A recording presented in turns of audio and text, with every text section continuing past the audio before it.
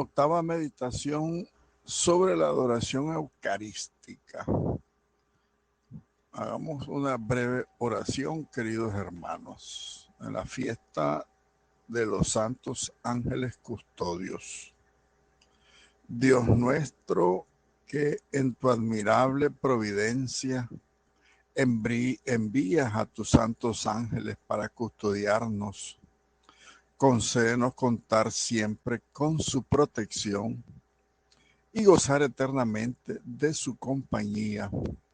Por nuestro Señor Jesucristo, tu Hijo, que vive y reina contigo en la unidad del Espíritu Santo y es Dios por los siglos de los siglos. Amén. Queridos hermanos, en esta sesión, este gran tema que estamos meditando en la Sagrada Escritura y la vida espiritual, hemos analizado el primer capítulo titulado El misterio de amor. Vamos a avanzar hoy en el segundo capítulo sobre el asombro ante el amor. Recuerde que son 7 capítulos, repasémoslo. Tercer capítulo, comunión personal de amor. Cuarto capítulo, adoración de amor. Quinto capítulo, Eucaristía, santidad y evangelización. Sexto capítulo, la comunión espiritual. Y séptimo capítulo, María, mujer eucarística. Entonces continuemos en el segundo capítulo, que está titulado El asombro ante el amor.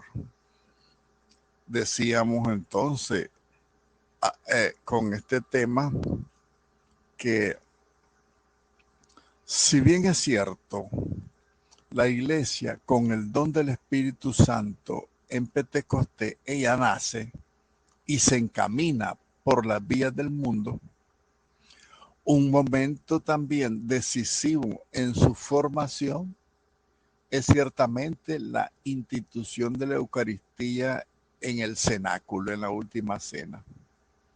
Su fundamento y su ontanar es todo el tríodo pascual. Pero este tríodo está también como incluido, anticipado, en la última cena es anticipado, y está también este tríodo pascual concentrado para siempre en el don eucarístico. En este don eucarístico, Jesucristo entregaba a la Iglesia la actualización perenne de su misterio pascual. Con él, con su misterio pascual, constituyó una misteriosa contemporaneidad entre aquel tríodo pascual y el transcurrir de todos los siglos. Digamos dos cosas de este misterio. La contemporaneidad significa que cada vez que celebramos el don eucarístico regalado por Cristo, hacemos presente en el aquí y en la ahora y el para nosotros su misterio pascual, con toda la riqueza y la virtud infinita que tiene su misterio pascual. Y otro elemento también de esa contemporaneidad es que en el transcurrir de los siglos hasta el fin del mundo, en el momento de la celebración de la Eucaristía, el tiempo se detiene, se renueva lo antiguo, lo histórico, se hace para este momento, para que nosotros recibamos la riqueza y la abundancia de los dones que el Señor nos regala para nuestra salvación. Si bien es cierto, la virtud de la Eucaristía es infinita, porque el sacramento actúa ex opere operato, significa esto que el sacramento actúa por sí mismo porque tiene la virtud que le da Cristo. El sacramento se da Ex opere operato significa eso, que en el momento que se realiza, se actualiza y se da la gracia. Pero también existe otro elemento para recibir la infinitud de los méritos de Cristo, es la disposición del alma de los que participamos en el sacramento de la Eucaristía. Y a esta disposición se le llama ex opere operandi.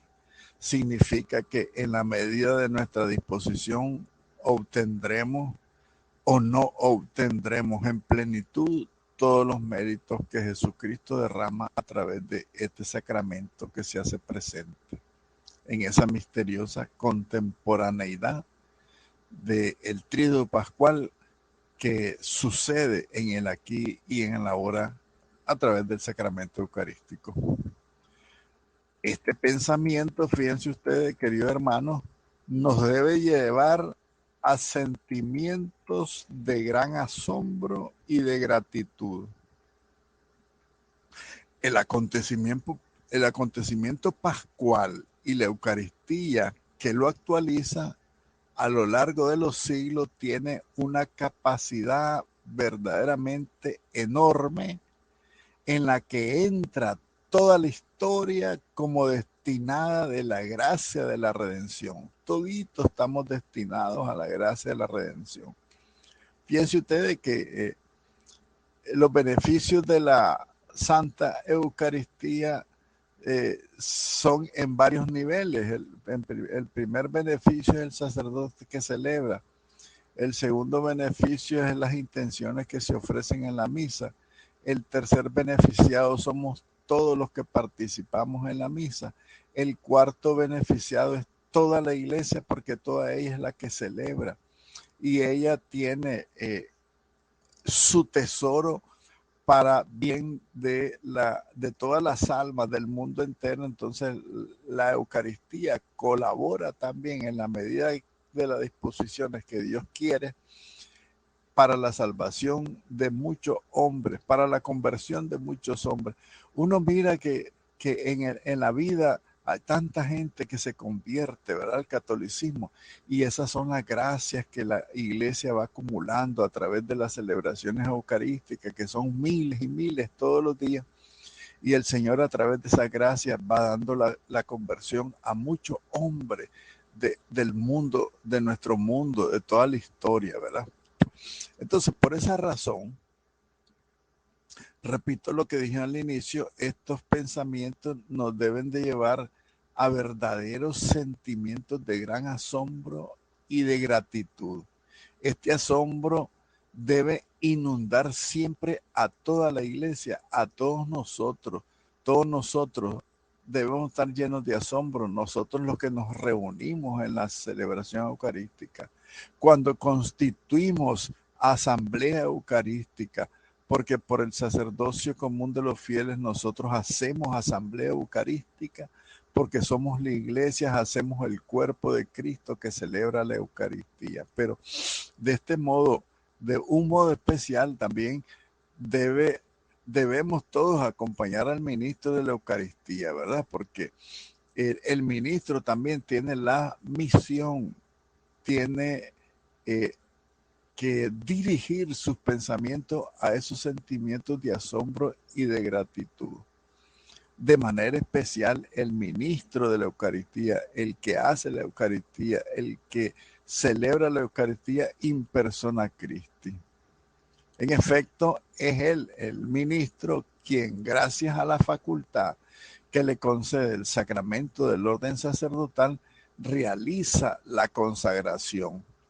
Porque con esta potestad del sacerdocio, de la participación del único sacerdocio de Jesucristo, sumo y eterno sacerdote, con esa potestad que le viene de Cristo, y le viene de Cristo desde la última cena, cuando instituye el sacerdocio, Jesucristo cuando dice, el mismo sacerdote, esto es mi cuerpo, que será entregado por ustedes, este es el cáliz de mi sangre, que será derramada por ustedes. El sacerdote pronuncia estas palabras, o más bien pone su boca y su voz a disposición de aquel que las pronunció en la última cena a Cristo Jesús y que quiso que fueran repetidas de generación en generación por todos los que en la iglesia participan ministerialmente de su único sacerdocio, sumo y eterno sacerdocio de Jesucristo. Entonces el sacerdote pronuncia en primer lugar, es Cristo que utiliza al sacerdote, utiliza su boca y su voz para ofrecerse Cristo mismo nuevamente al Padre en sacrificio de alabanza y de adoración y de gratitud y de glorificación de Dios. En segundo lugar, el sacerdote él mismo se ofrece porque él tiene la participación del sacerdocio de Jesucristo. Y nosotros también debemos ofrecernos por el sacerdocio común de los fieles. Entonces todos de alguna medida tenemos resonancia en esas palabras de la consagración. El sacerdote dice en la persona de Cristo primero, esto es mi cuerpo. También lo dice en su propia persona. Quiere decir que el sacerdote se ofrece también cuando dice, este es mi cuerpo. El sacerdote se consagra al pueblo de Dios. Y también nosotros, cuando nosotros hacemos realidad en la asamblea eucarística que somos cuerpo de Cristo por el bautismo, también nosotros podemos repetir en nuestro corazón, este es mi cuerpo, este es mi sangre.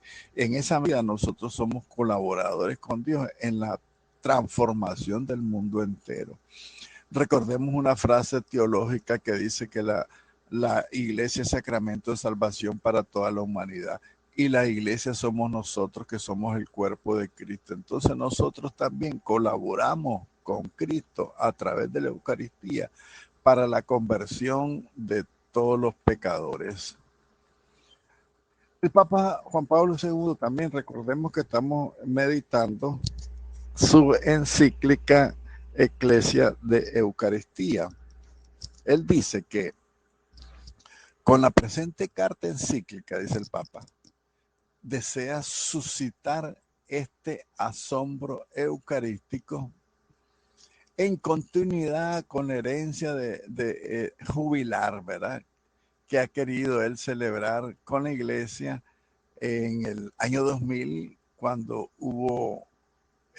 cuando nos introducimos en el nuevo milenio, en el tercer milenio. El Papa escribe otra carta que se llama Novo Millennium Ineunte, y también con su coronación de ese año jubilar, con otra carta del Papa titulada Rosarium Virginis Maria, el Rosario de María, cuando él establece los misterios luminosos.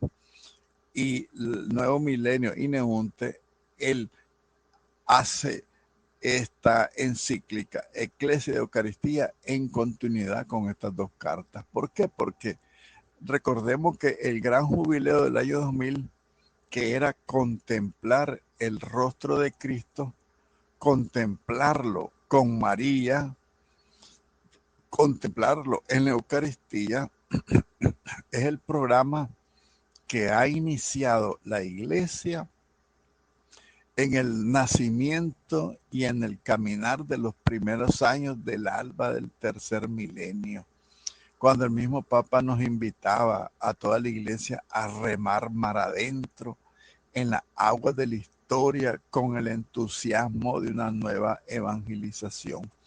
Contemplar a Cristo, por eso entonces implica saber reconocerlo donde quiera que Él se manifieste, en sus múltiples presencias, pero sobre todo en su presencia real en este sacramento vivo de su cuerpo y de su sangre.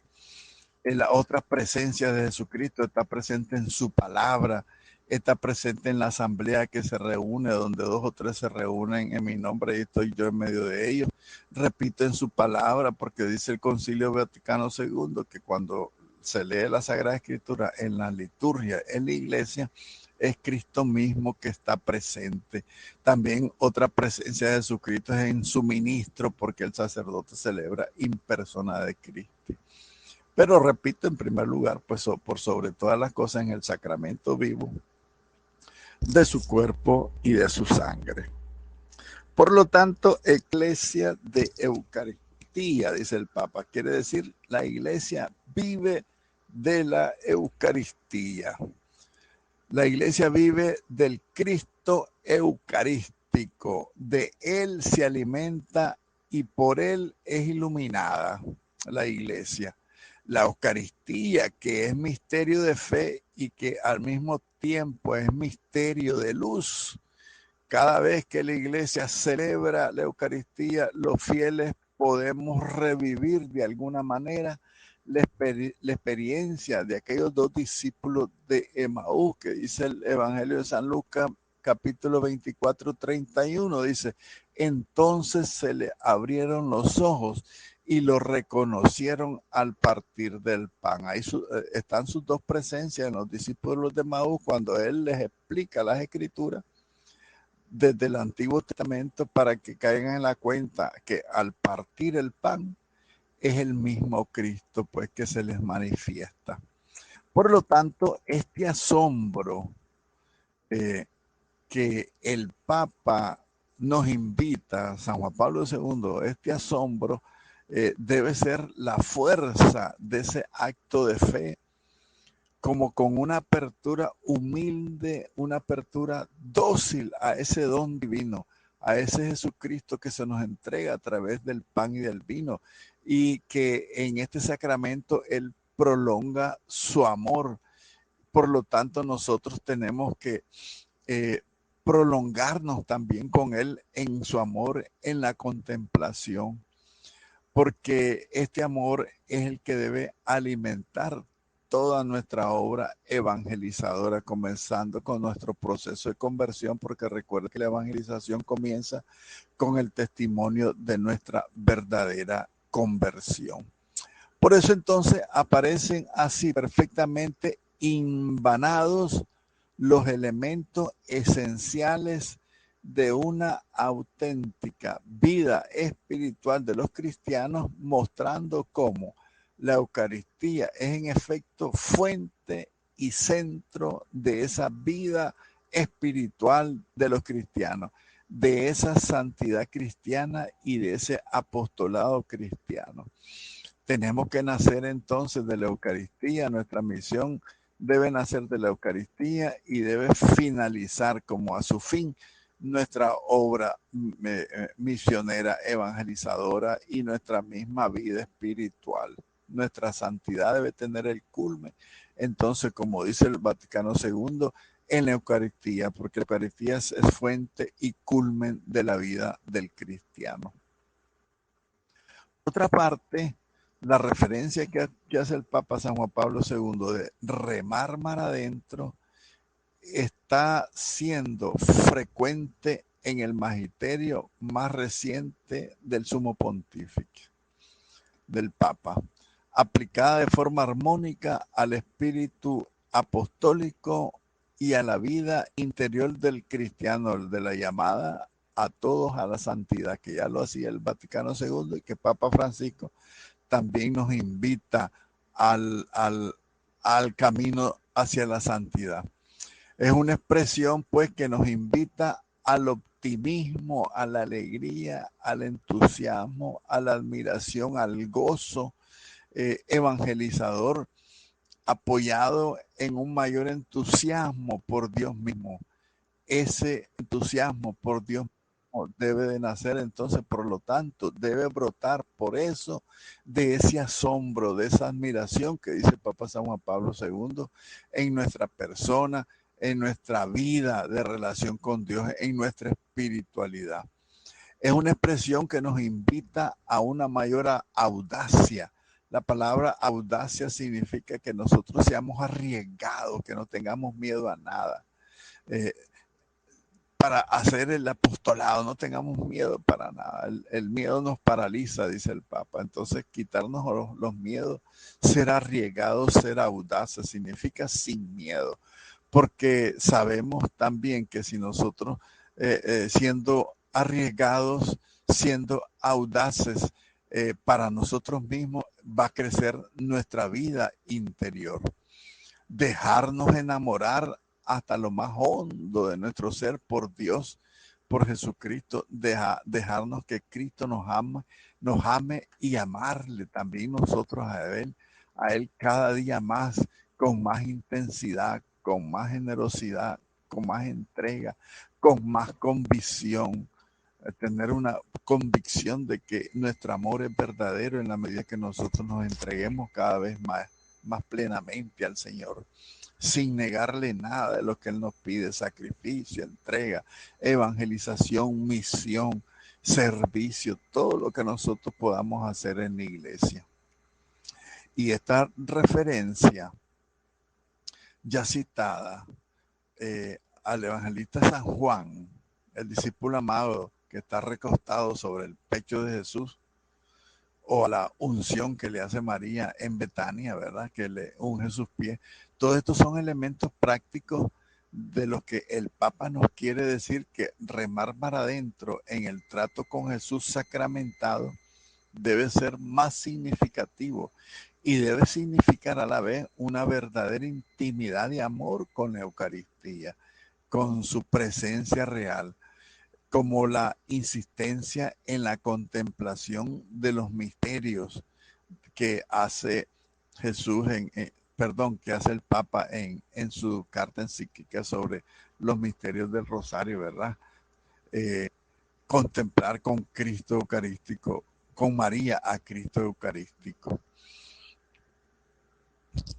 Eso sería, por lo tanto, la reflexión sobre el segundo capítulo, titulado entonces El asombro ante el amor.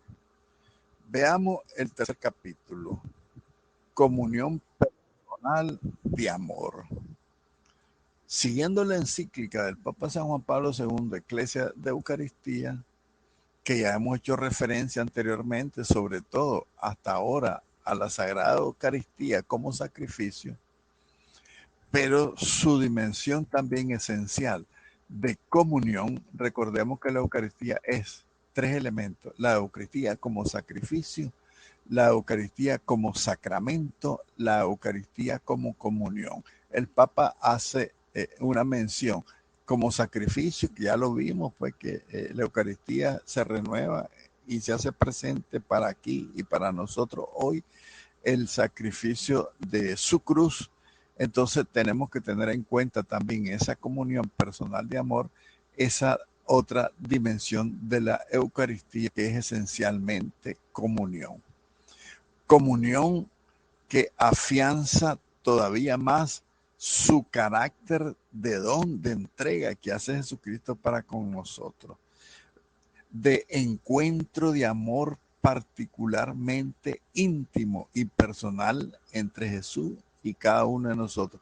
Eso significa la comunión. Ir a comulgar es fortalecer y hacer crecer de una manera grande ese carácter primero del don, porque la Eucaristía es un don gratuito que nosotros no lo merecemos. Y también resaltar y fortalecer ese encuentro, porque de parte de Él, en ese encuentro, su amor íntimo, personal y profundo y eterno para con nosotros. Esa debe ser nuestra respuesta también, que nuestro amor debe ser íntimo y personal con Jesucristo.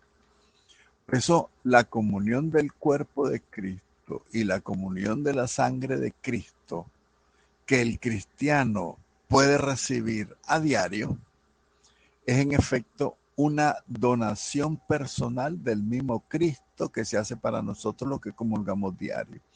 Y es una aplicación personal de su obra redentora a cada una de nuestras almas. Entonces, una donación diaria de Jesucristo para nosotros y una aplicación diaria y personal de la obra redentora de Cristo para cada uno de nosotros cuando comulgamos. Otro aspecto del misterio eucarístico ante el que tenemos que asombrarnos, ante el que debemos manifestar nuestra fe, ante el cual debemos meditar, como dice el Evangelio de San Lucas, que María meditaba todo esto en su corazón. Igual nosotros, ¿verdad? Manifestar nuestra fe, meditar ese misterio de amor infinito hacia cada uno de nosotros personalmente, y agradecer y amar en la medida de nuestra posibilidad, pidiéndole al Señor, Señor, enséñame a amarte como tú mereces ser amado. Yo te puedo amar con mi amor humano, pero yo te quiero amar como tú te lo mereces. También tenemos que decir que la eficacia salvífica del sacrificio de Jesucristo se realiza plenamente cuando cada uno de nosotros comulgamos recibiendo el cuerpo y la sangre de Cristo el Señor. De por sí mismo el sacrificio eucarístico se orienta a la íntima unión con nosotros, porque el sacrificio eucarístico se hizo para comulgarlo. Después, en la historia de la salvación se ha venido estableciendo al guardarse las formas consagradas en la adoración, pero lo primero es la comunión, primero es comerlo. Él se hace presente para que nosotros lo comulguemos. Por lo tanto, ese sacrificio eucarístico se orienta a la íntima unión de nosotros, los fieles, con Jesucristo mediante la comunión sacramental. Le recibimos a Él mismo en el sacramento de la Eucaristía que se ha ofrecido por nosotros en el altar. Su cuerpo que Él ha entregado por nosotros en la cruz, su sangre derramada por nosotros y por muchos para el perdón de los pecados, dice el Evangelio de San Mateo, capítulo 26.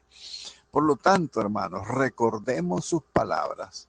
Lo mismo que el Padre vive, me ha enviado y yo vivo por el Padre, también el que me coma vivirá por mí, dice el Evangelio de San Juan en el capítulo 6. Los invito a renovar nuevamente la lectura del todo el capítulo 6 del Evangelio de San Juan, que es el capítulo eucarístico por excelencia.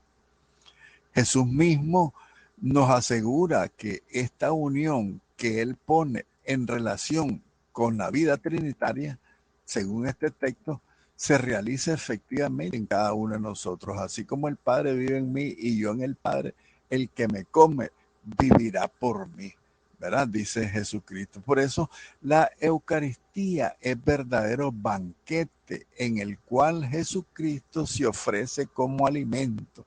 En primer lugar, entonces la Eucaristía es para comerlo. Cuando Jesús anuncia por primera vez esta comida, los oyentes se quedan asombrados y confundidos y algunos hasta se retiran de él, obligando al maestro por ese retiro a recalcar esta verdad objetiva de las palabras que ha dicho en el Evangelio de San Juan capítulo 6. En verdad les digo, si no comen la carne del Hijo del Hombre y no beben su sangre, no tendrán vida verdadera. No tendrán vida en ustedes. No se trata, por lo tanto, de un alimento metafórico. Es una realidad que Jesucristo está revelando. Dice él mismo, mi carne es verdadera comida y mi sangre es verdadera bebida. Dice en el mismo capítulo 6 de San Juan. Por lo tanto, la referencia trinitaria que hace Jesucristo, así como el Padre vive en mí, yo vivo en el Padre, el que me come vivirá por mí, significa esta referencia trinitaria es fundamental para que ahondemos más en la riqueza del don de su amor, de su entrega y provocar en nosotros aún mayor hondura e intensidad en nuestra respuesta de amor, respuesta de entrega, respuesta de glorificación, respuesta de adoración profunda, porque Él se lo merece.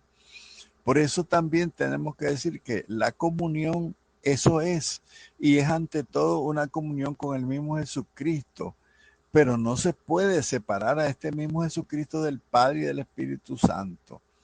En Jesucristo mismo, en su entrega y en su amor, con Él y por Él se nos entrega el Padre que nos ama, ese Padre que nos ama profundamente. Por eso nosotros somos inducidos por la Eucaristía en la misteriosa relación paterno-filial.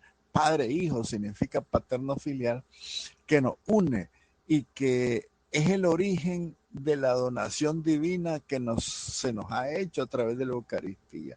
Dice San Pablo que por lo tanto nosotros somos templo de la Santísima Trinidad, porque donde está el Hijo está el Padre, donde está el Padre está el Hijo, y donde está el Padre y el Hijo está el Espíritu Santo. Las tres personas divinas, por lo tanto, moran en nosotros a través de la Eucaristía.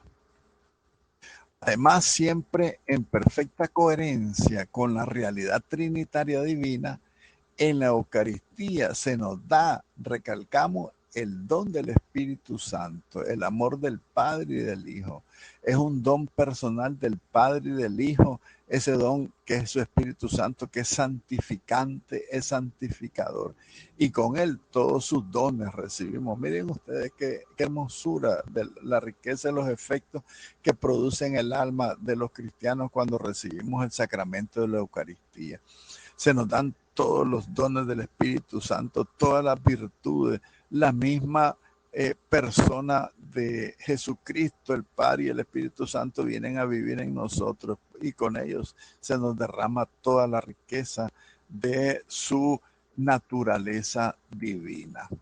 Entonces también, fíjense ustedes que por la comunión de su cuerpo y de su sangre, Jesucristo nos comunica también su espíritu. Decía San Efrén, uno de los santos padres de la iglesia, llamó al pan su cuerpo viviente, lo llenó de sí mismo y de su espíritu. Y quien lo come con fe, come fuego y espíritu, decía San Efrén.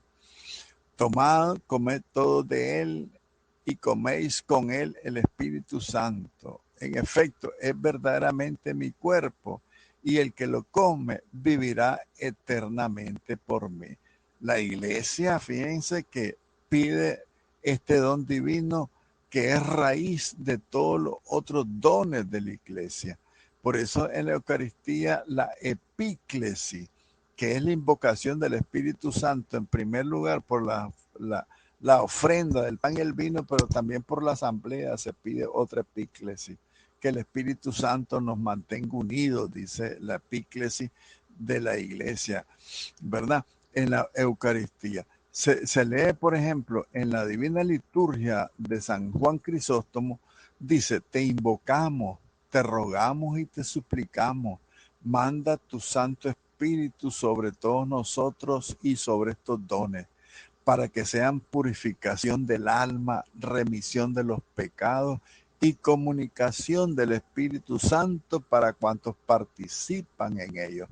Y en el misal romano, el celebrante implora que, fortalecidos con el cuerpo y la sangre de tu Hijo y llenos del Espíritu Santo, formemos en Cristo un solo cuerpo y un solo espíritu. Esas son las dos epíclesis que existen en la consagración del pan y el vino. Primero, que el Padre bendice el pan y el vino y le dice al Señor, manda tu espíritu para que estos dones sean se conviertan en tu cuerpo y en tu sangre. Y después lo pide sobre todo el pueblo fiel, cuando dice que fortalecidos con el cuerpo y la sangre de Cristo, llenos de tu espíritu, formemos en Cristo un solo cuerpo y un solo espíritu. Valga la repetición porque es hermosa. Así entonces, por lo tanto, con el don de su cuerpo y de su sangre, Jesucristo acrecienta en nosotros el don de su espíritu. Ese espíritu infundido ya en el bautismo de cada uno de nosotros, que ha impreso como un sello también en el sacramento de la confirmación y en el sacramento del orden sacerdotal. Son sellos, marcas indelebles en el alma del que los recibe cuando recibimos estos tres sacramentos. Cuando recibimos el sacramento del bautismo, el sacramento de la confirmación y a través del orden sacerdotal, que el sacerdote posee, por lo tanto, la marca del Espíritu Santo, por lo tanto, él puede hacer la transustanciación en el momento de la consagración del pan y el vino en el cuerpo y en la sangre del Señor.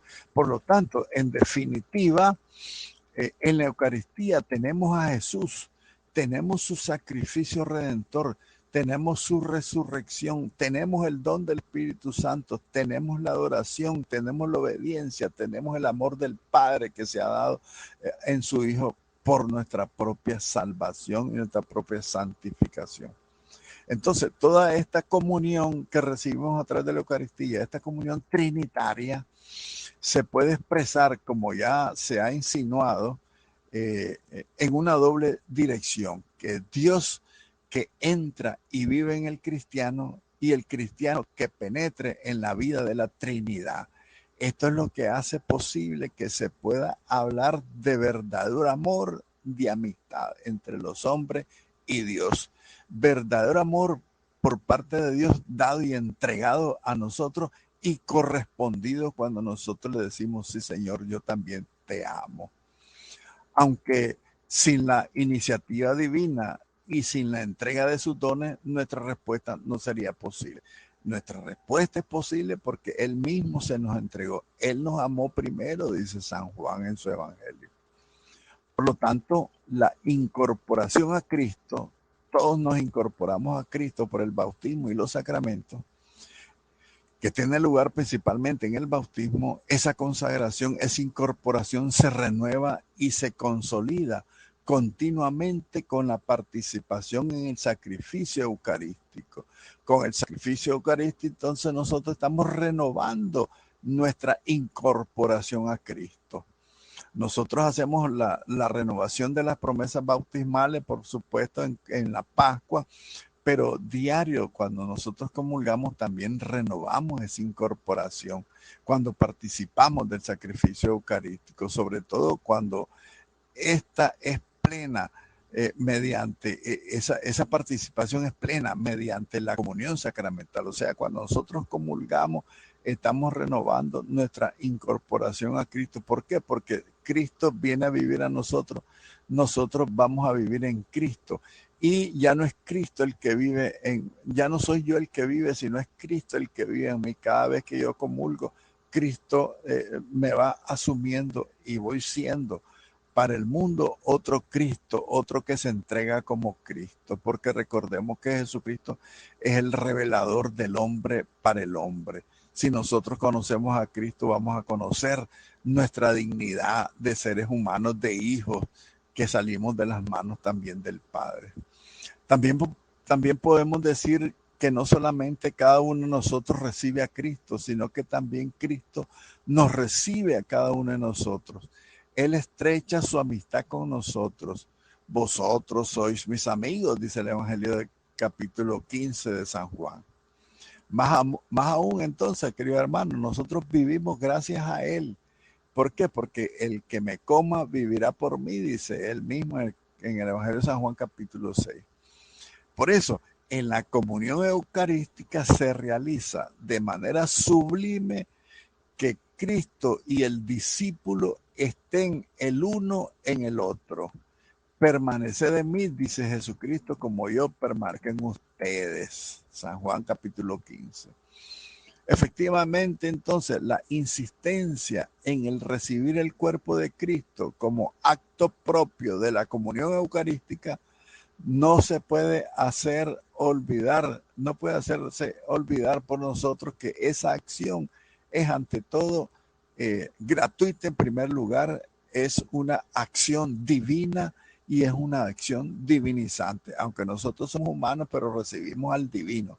Recuerden que el mayor envuelve al menor, la naturaleza divina envuelve a la naturaleza humana. Por lo tanto, repito, la comunión eucarística es un acto, en primer lugar, divino.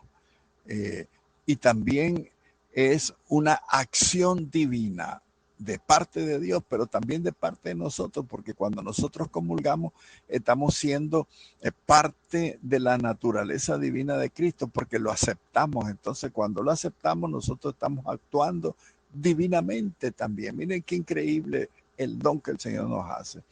Y por lo tanto, al ser una acción divina, es divinizante, aunque contando siempre con nuestra libre respuesta, por supuesto, y con nuestra corresponsabilidad y nuestra correspondencia. Si nosotros le correspondemos, Él va a entrar.